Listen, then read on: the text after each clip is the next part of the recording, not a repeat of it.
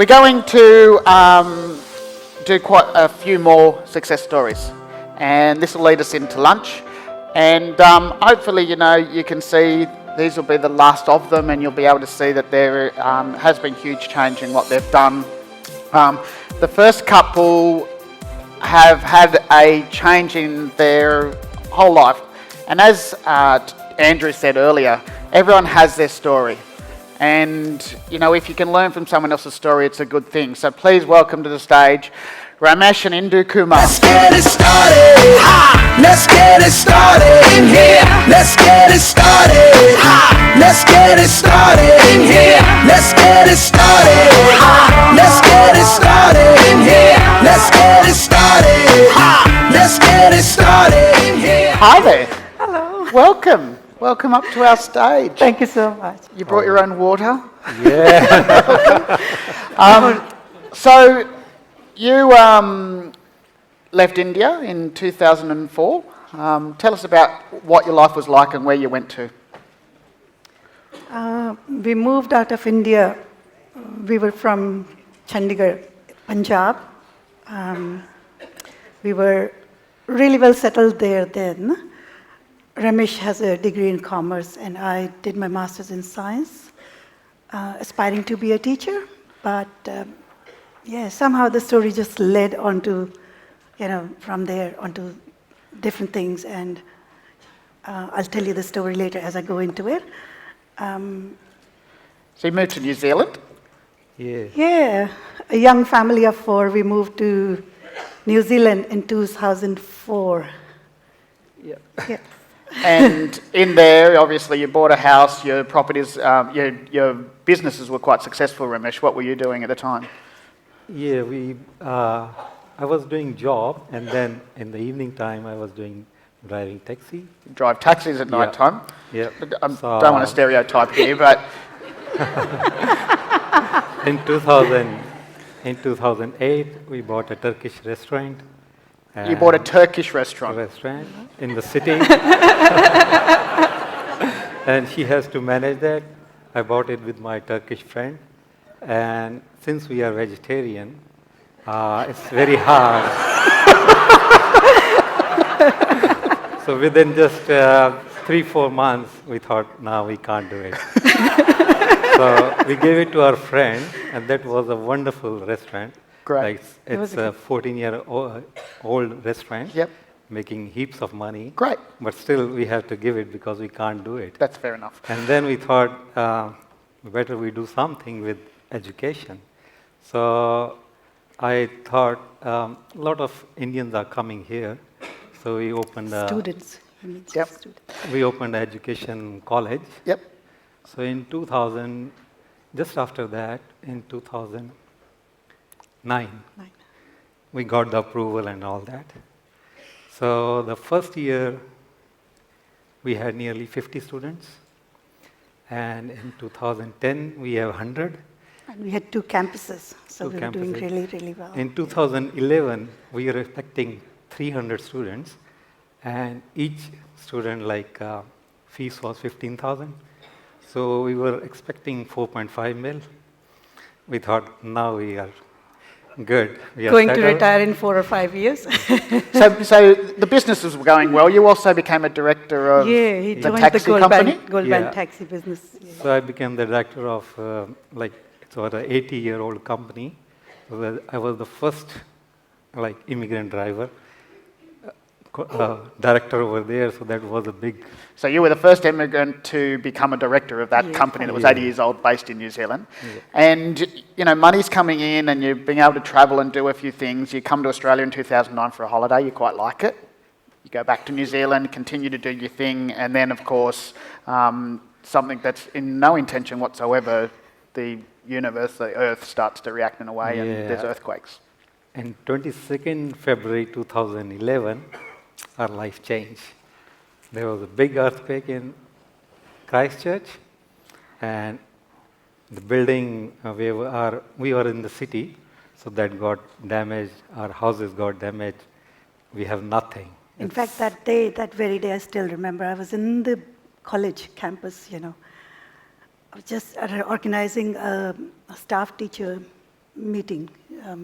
So we'd just gone down to Coles and, Woolies and got our stuff and put it in the fridge, come back up, and like within a couple of minutes, everything's shaking and, the doors are banging, the fridge flings open, the cheese just flies everywhere, the bottles of milk and juice, everything's just everywhere and people are screaming. I mean, like for the first, I think half an hour, you can't even react.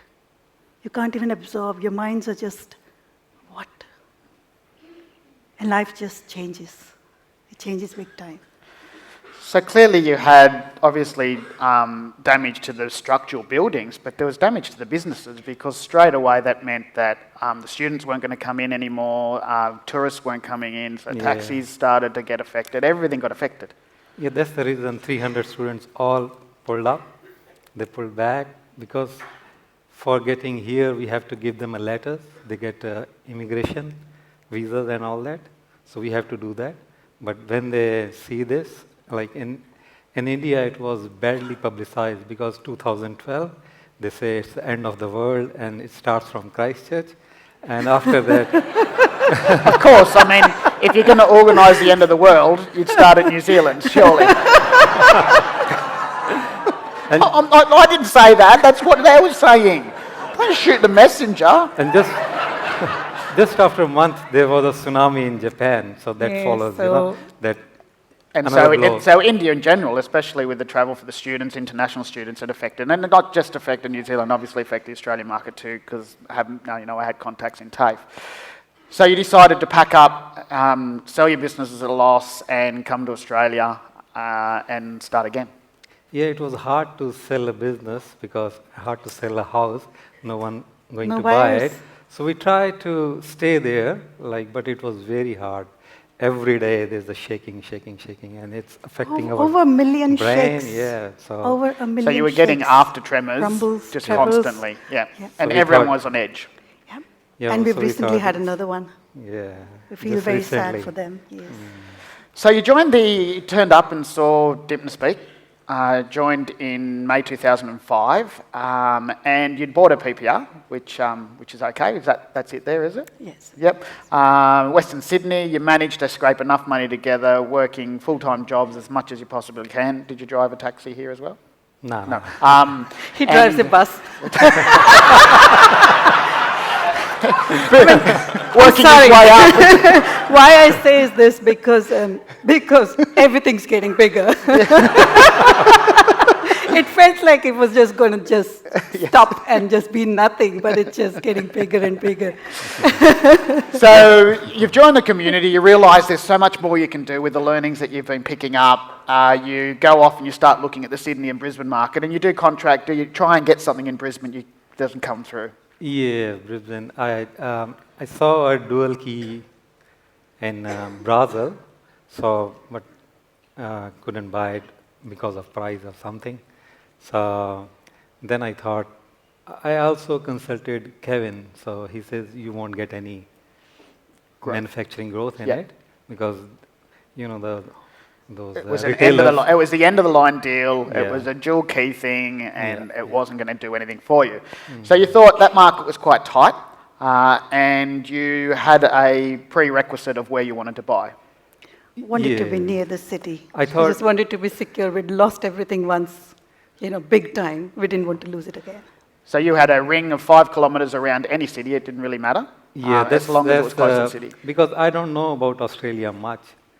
We just arrived, so I don't know. I thought the best is to look near the city. Yep. So we started our search, and then Adelaide, we find it, a place, and luckily what happened...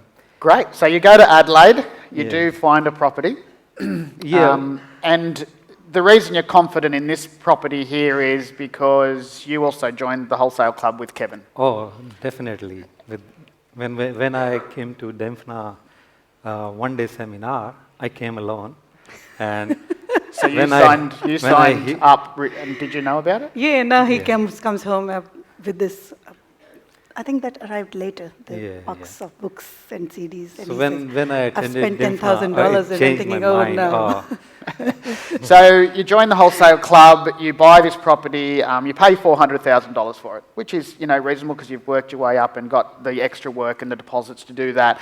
And you speak to Kevin and you say to Kevin, I'm in South Australia, I'm bought there, but I live in Sydney and I really need someone to manage the process from beginning to end. Yeah. And what does he say to you? Oh, he gave me some contacts, and that helped me a lot. So he gave you the contacts which are part of the wholesale club to Yeah. start the process. And then literally that's what happened. You've said to someone, here's a block of land, what can we do with it? They've taken it through approvals, build stage, all the way through the back end. Yeah. So tell me, what did you build? I built two, I knock it down and built two. These are like, it's a dual key complex. Dual key, yep. Front, there are three, and then there's the back. Yep. So I'm selling one, and I'm keeping one. Okay, so it cost you $880. The bank's valued one-sided at 600, so they're both worth 600, but you're selling one of them. Yeah. So your total equity uplift in this one is $320,000 in one deal. Yep. You contracted this in September, so we're less than a year at $320,000. Like, that's much more than a wage. It is. Oh, yeah. That's a pretty good deal to start with.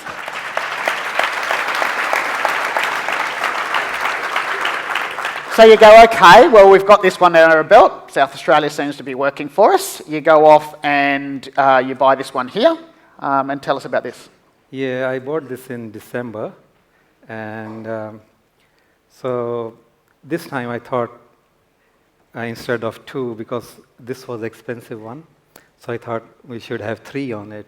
So we put approval, we put application for three, and we got approval for three. Don't worry, it's okay. It's just got a PowerPoint down there with the water on it. It's all good.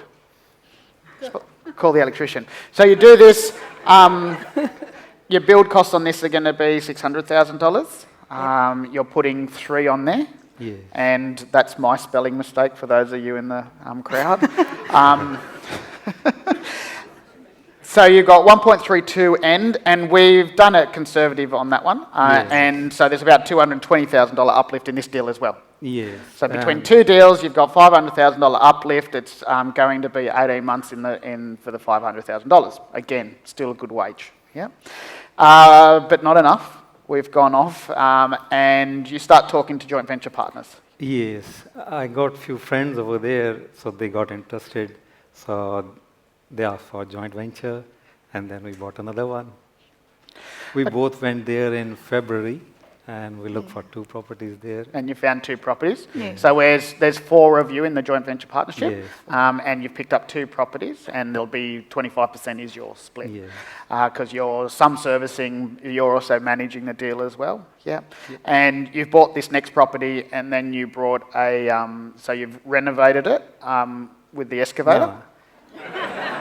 No, I thought I can't do renovation. I No, have but only, the excavator did it for you.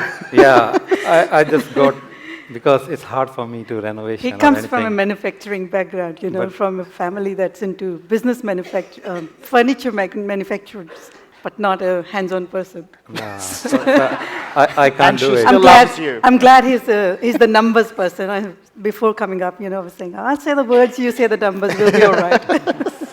Okay, so you go in this one, and on this one, what can you build? Or just the same strategy, knock it down, Put two on? subdivide. Yeah. Put two on. We tried to put three, but we didn't get approval It's a bit for tight, that, so yep. we got for two. So you did two, and you thought, well, what do we do here? Do we go ahead and build it? Now, this is one of the things with joint ventures, which you found out. Yes. Trying to finance when you've got four partners can be difficult, Yeah. especially when one of them doesn't have serviceability and all the rest. So you came across that. Yeah. So you decided to put this one back on the market Yeah. and sold it with the Sold approval. it, yeah. So you've sold it with the approval. It's made $70,000, which will be split three ways. That's Yep. after agents' costs and everything. So they've made $18,000 out of a deal that's cost them $530. So it's cost them $130,000, and they've got a nearly 20 grand return. So that's a pretty good return on your money. If you put it in a bank account, what were you going to get? 2.5%. They probably got close to 20%, 25%, right? So that's a pretty good outcome, and a good outcome for everyone. Now, what that's meant is you can probably roll it into the next deal with the same amount of the same JV partners, and you've picked this one up here. Tell us what this one is. This one, we got it is at the same time, and now we same thing, knock it down, put a application for 3, and luckily we got approved just on 12th of November. You just got approval Yeah, this 12th of last November, week. yeah.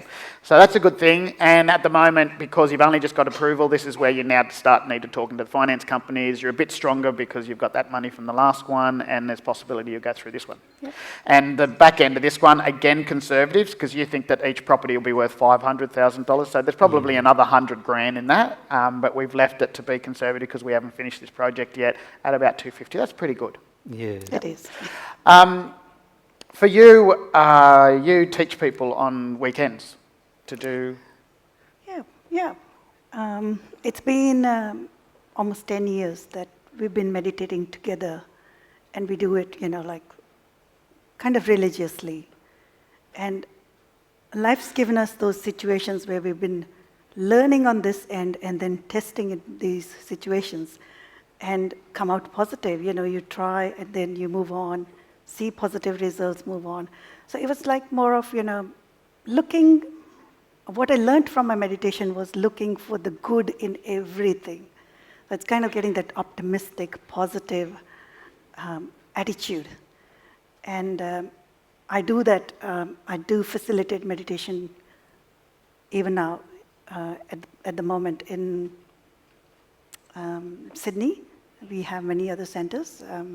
The main headquarters is in India. It's a big organization, and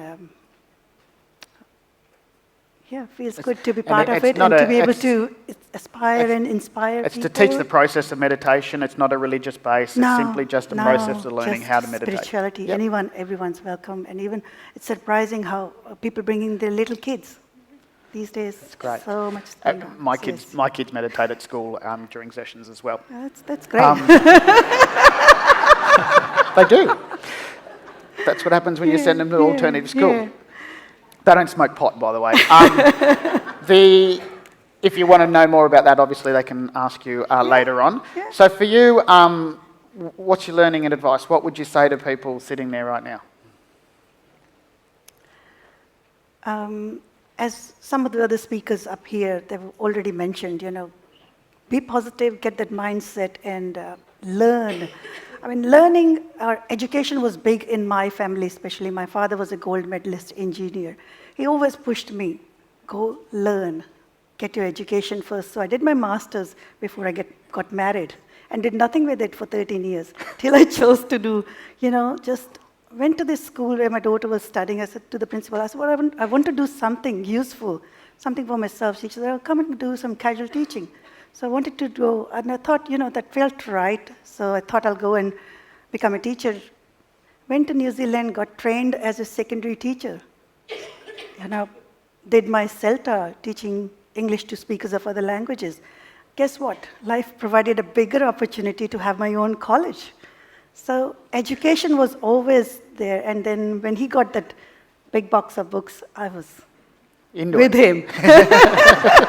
I was with him. I could see with my, peaceful mind when I sit, I could see that there was something bigger coming. And I'm grateful to the universe that we've glued on to the right people, the community. It's just provided us the best. I think we deserved it. After all those shakes. Yeah. For you, Ramesh,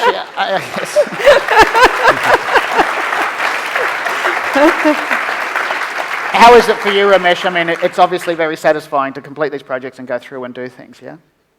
Sorry? It's very satisfying for you to finish and complete these projects? Yes.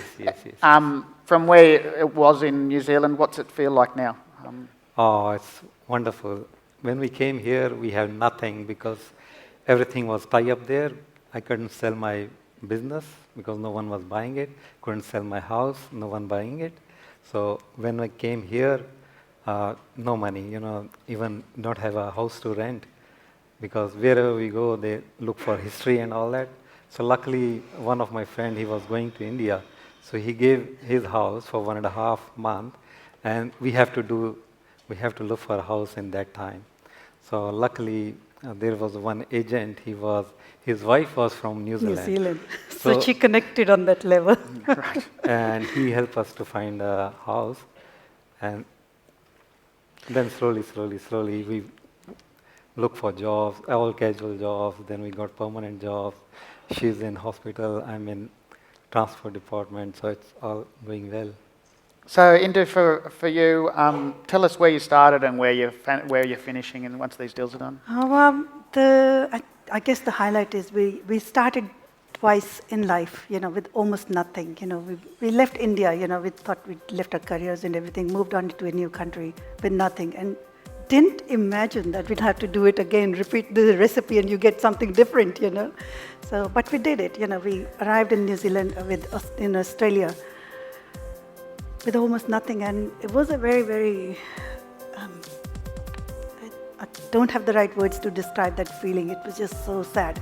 Having meditated for 10 years, had that mindset to see the positive, but for the first 3 months, never had dinner. Just sat down, just could not just make sense of everything. There was fog, but slowly it cleared. And in 18 months of being in this wonderful company, it is the most amazing thing that's happened to us. We've come a long, long way from almost nothing to having done 4 deals, and with all that money, I can't even count the figures. But I'm not the person with the figures. Thank you so much.